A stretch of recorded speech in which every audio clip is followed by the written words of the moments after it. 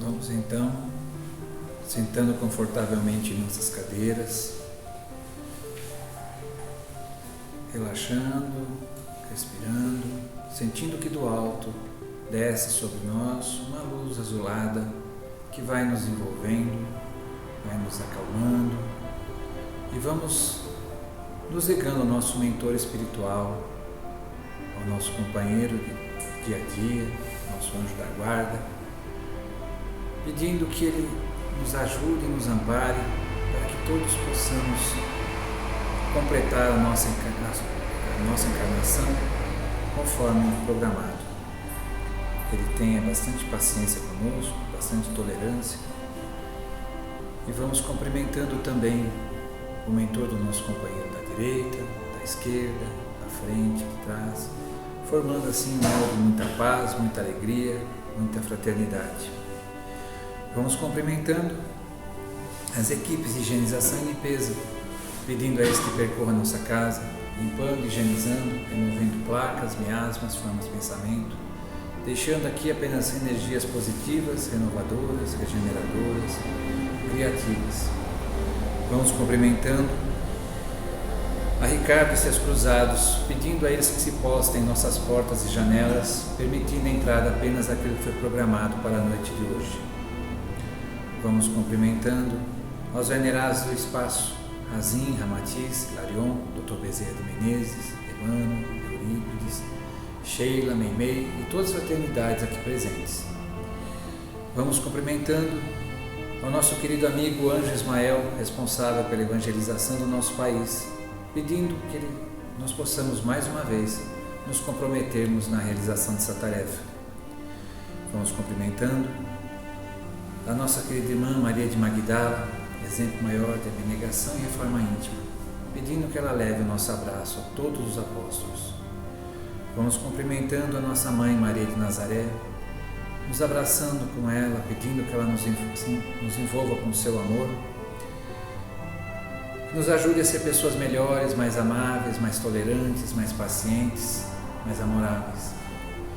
Vamos cumprimentando o nosso mestre, irmão maior, Jesus. Vamos pedindo que ele nos ampare, nos oriente, que nós possamos vivenciar o seu Evangelho no nosso dia a dia. Vamos nos ligando ao nosso Pai Celestial, agradecendo ao Pai por todas as bênçãos que nos são dadas, por todas as oportunidades de aprendizado, por todas as dificuldades por que passamos.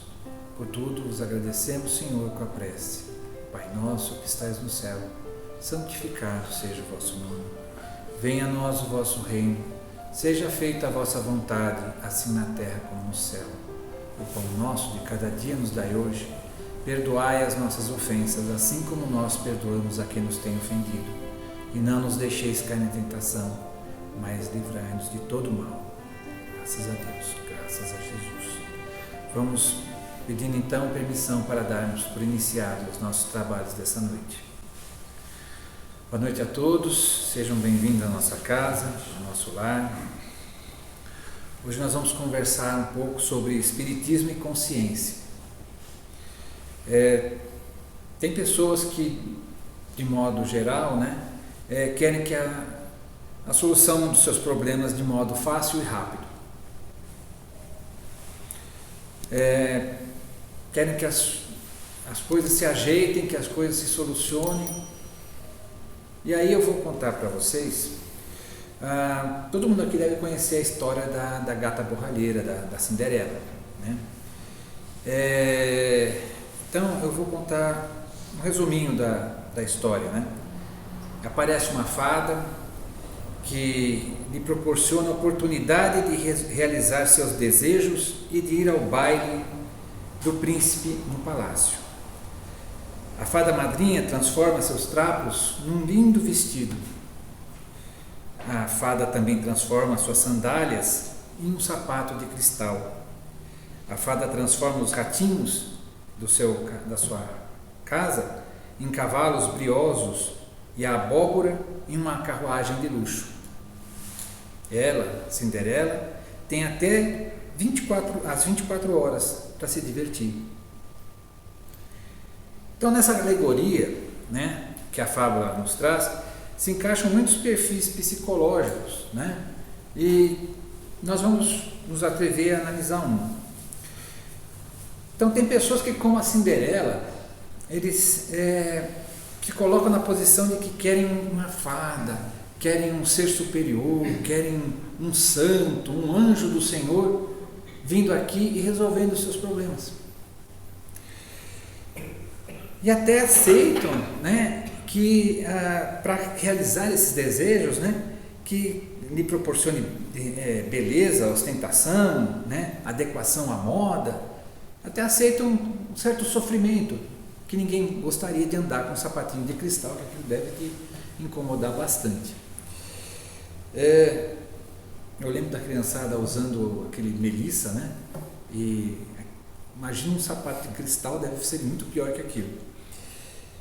E essa busca por soluções fáceis, né, se apresenta em pessoas que não estão conscientes das suas potencialidades, que não querem mais, não querem muitas vezes assumir a responsabilidade, as suas responsabilidades em frente à vida, certo?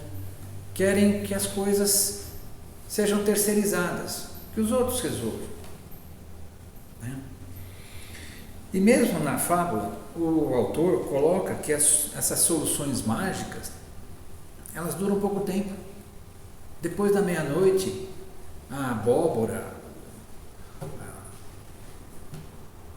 o vestido, os ratinhos, tudo volta a ser o que era. A vida volta a ser o que era normalmente, porque não teve uma solução, teve um momento de empolgação, né? Então, assim, o Espiritismo é uma doutrina de esclarecimento e coloca como princípio básico o livre-arbítrio e a nossa responsabilidade sobre as escolhas que fazemos. Então, Deus nos deu esse dom do livre-arbítrio e nós temos que exercê-lo, né, voluntariamente, fazendo as escolhas que nós temos que fazer na nossa vida e arcar com as consequências das coisas certas e das coisas erradas que escolhemos.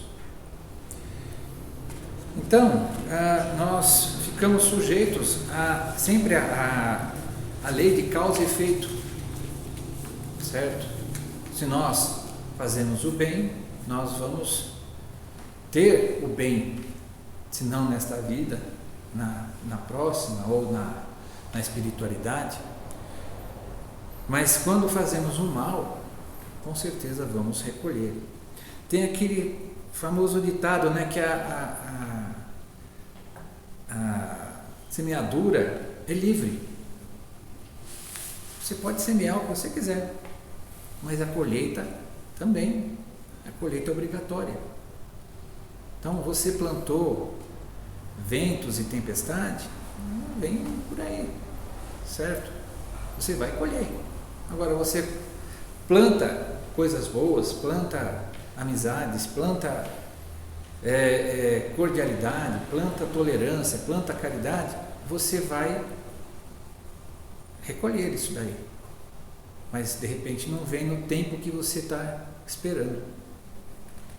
Vem no tempo que Deus quer, vem no tempo que é necessário para você passar por aquela não reconhecimento, não atendimento das suas necessidades. Então, assim, quando a gente abraça verdadeiramente os ensinamentos do Espiritismo, que nos esclarecem e revivem os do Mestre Jesus, passamos a não aguardar que a intervenção divina ou de seus anjos ou santos nos favoreçam. Senhores de nossos destinos, somos obreiros da nossa felicidade ou sofrimento. E ser espírita não nos isenta de cometermos erros, porque errar e se conscientizar dos erros, buscando sua correção e mudança de atitude psicológica e moral frente aos desafios e problemas, faz parte do amadurecimento e progresso do espírito. Quando a gente busca fazer as coisas, a gente pode errar. A gente quer acertar, mas a gente pode errar. E se errar e reconhecer o erro e compreender que, na verdade, o erro não é apenas uma falha, mas um modo de você compreender o que foi feito de errado e não repetir mais aquele problema, aquela ação, aquele pensamento, aquele modo de agir. Então, você está trabalhando na sua evolução, você está trabalhando na sua melhora. No Livro dos Espíritos, Kardec compilou, juntou e organizou os ensinamentos dos espíritos superiores para a estruturação de uma nova visão sobre os ensinamentos de Jesus, sua moral e a necessidade de se criar uma nova ética aderente a essa moral. Traz a visão de novo panorama de nossa posição frente ao universo e aos planos de existência. Quando Kardec coloca o que compila, ou seja, junta tudo num livro e organiza as mensagens dos espíritos e as perguntas que ele tinha feito com uma lógica incrível, ele coloca toda uma razão à mostra, aquilo que normalmente a gente acha que existe, mas a gente não consegue comprovar. E quando você lê o Livro dos Espíritos, você fica espantado, porque a lógica, a sequência didática que Kardec colocou vai nos ensinando não só o que é o universo, o que é o ser humano, o espírito, certo? O que é a oportunidade encarnatória, mas nos ensina também a bondade de Deus, nos ensina as leis de Deus, nos ensina a sua infinita perfeição. E logo em seguida, ele publicou o livro O Evangelho segundo o Espiritismo, que Kardec apresenta a doutrina moral que ficou oculta nos ensinamentos de Jesus e que davam margem a posições polêmicas e divergências de interpretação do significado desses trechos e que foram sendo, através dos séculos, alterados para se adequar às necessidades dos poderosos de cada tempo e época. Traz os ensinamentos de Jesus para a sua forma original dos primórdios do cristianismo: amor, dedicação e compromisso. Então, o Evangelho segundo o Espiritismo, ele não é o Evangelho completo. Ele traz passagens selecionadas, coisas que dentro do estudo do Evangelho que está na Bíblia, você às vezes fica em dúvida, por que essa passagem, o que significa isso daqui? E além de esclarecer isso, já face à lógica e à moral que foi apresentado no Livro dos Espíritos, ele também compila, põe junto mensagens dos Espíritos que esclarecem sobre esses temas, sobre esses pontos. Então, dessa forma, os que buscam abraçar o Espiritismo são confrontados com a necessidade de se autoexaminar para realizar a conscientização dos problemas que nos cabem resolver e que muitas vezes depende de nossa determinação de trabalhar em sua solução. Quando a gente começa a entender o que é o Espiritismo, o que é a doutrina espírita, a gente vai compreender o seguinte: está ali tudo que Jesus falou. E como é que eu estou em relação a isso daí? Quais são as minhas ações? Quais são as minhas posições morais?